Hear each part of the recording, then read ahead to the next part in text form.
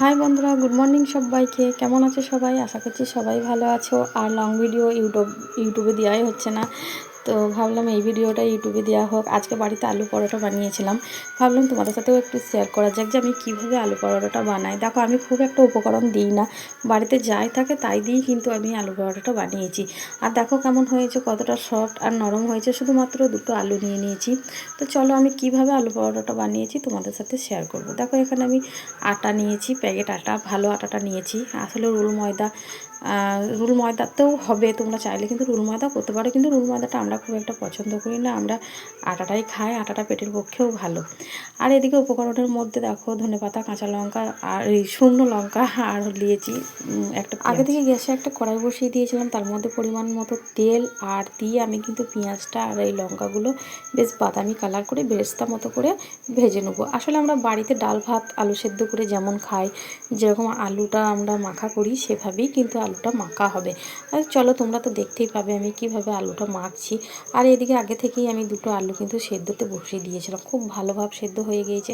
এগুলোকে আমি একটা গ্লাসের সাহায্যে খোসা খোটা ছাড়িয়ে নেবো। তার আগে দেখো, আটাটা যখন মেখে রেখে দিয়েছিলাম 10 মিনিটের জন্য, আর কতটা সফট আর নরম হয়েছে, সেগুলোকে আমি একটা গোলা কেটে নিলাম, মানে একটা করে ডো করে নিয়েছি। আর এদিকে আলুটাকে বেশ ঝাল করে মাখবো। আলু পরোটাতে এমনিতেই কিন্তু একটু ঝাল দিলে খুবই ভালো লাগে, কিন্তু অনেকেই ঝাল খায় না। তোমরা পরিমাণ মতো লঙ্কাটা দিবে, আর আমি একটু ঝাল করেই করেছিলাম। তো আলুটাকে দেখো কিভাবে মেখে নিলাম, মানে খুব ভালোভাবেই কিন্তু মাখতে হবে, যেন বেলার মতো করতে হবে। আচ্ছা, তোমরা একটা কমেন্ট করে আমাকে একটা বিষয় জানাও তো, যে ডাল ভাত আলু সেদ্ধ কে কে পছন্দ করো। দেখো, ডাল ভাত আলু সেদ্ধ কিন্তু ছোট্ট থেকে আমার খুবই পছন্দ, এখনও কিন্তু খুবই পছন্দ। আলু জিনিসটা যে জিনিসে পড়ে যায় সেই জিনিসের টেস্টটাই কিন্তু পাল্টে যায়, কি বলো? সকাল সকাল উঠেছিলাম, সকাল উঠে কাজ বাজ সব বাগিয়ে নিয়েছিলাম। জানছিলাম যে ইউটিউবের জন্য আমাকে ভিডিও বানাতে হবে, তাই আমি ভাবলাম সকাল উঠে আগে বাসি কাজগুলো সেরে নিই। তো ঘরের সমস্ত কাজ আমি সেরে মেরে ভাত টাত খেয়ে আমি দুপুরবেলার দিকে কিন্তু ভিডিওটা শ্যুট করতে বসেছিলাম। এবার একা যেমন পেরেছি তেমনই কিন্তু শ্যুট করেছি তোমাদের সাথে শেয়ার করার জন্য। তো আমি যতটা পারি ততটাই কিন্তু শেয়ার করতে চাই, কিন্তু পারি না। এখন একটু এডিটিংটা করা শিখেছি বলে এডিটটা করি। তোমরাও চেষ্টা করবে এভাবে এডিট করে ভিডিও পোস্ট করার, কারণ একটু এডিট না জানলে কিন্তু সেই ভিডিও কেউ দেখতে চাইবে না।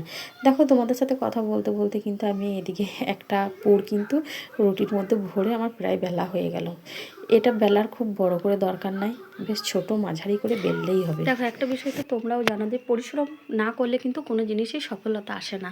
আর যে কোনো জিনিস করার আগে কিন্তু নিজেদেরকে মনের জোর রাখতে হয় আগে। যেমন আমাদের পাড়াতে অনেকজনই জিজ্ঞেস করে যে তুই কিভাবে করিস রে আলুর পরোটা, তারপরে বিরিয়ানি, তারপরে পোলাও। এগুলো আমরা খুব একটা পারি না, তবে তোর দ্বারা কি করে হয়? হ্যাঁ, তুই কি ইউটিউব দেখে করিস? আমি তখন বলি যে হ্যাঁ, কিছু ইউটিউব দেখেও আমি করি। চোখে যা দেখলে সেটা কিন্তু বাড়িতে শেখা হয়। প্রথমে অল্প জিনিস দিয়ে শিখি, তারপর কিন্তু যখন শিখে যাই তখন অনেকটাই জিনিস দিয়ে শিখি। তাই আমি বলবো, প্রথমে যে জিনিসটা খুব কঠিন লাগবে সেটা একবার করা হলে খুবই সহজ লাগবে। তাই পাড়ার মানুষের জন্য আমি এই ভিডিওটা করলাম অনেক কষ্ট করে। সবাই কিন্তু দেখবে, আর ভালো লাগলে লাইক কমেন্ট করে দেবে। সবাই এভাবেই পাশে থাকবে, আর পরোটাগুলো কেমন হয়েছে অবশ্যই কিন্তু জানাবে। তো ভালো থেকো, সুস্থ থেকো সবাই। আসছি আবার নেক্সট কোনো ভিডিও। টাটা সবাইকে। আর দেখো রুটি কত সুন্দর হয়েছে।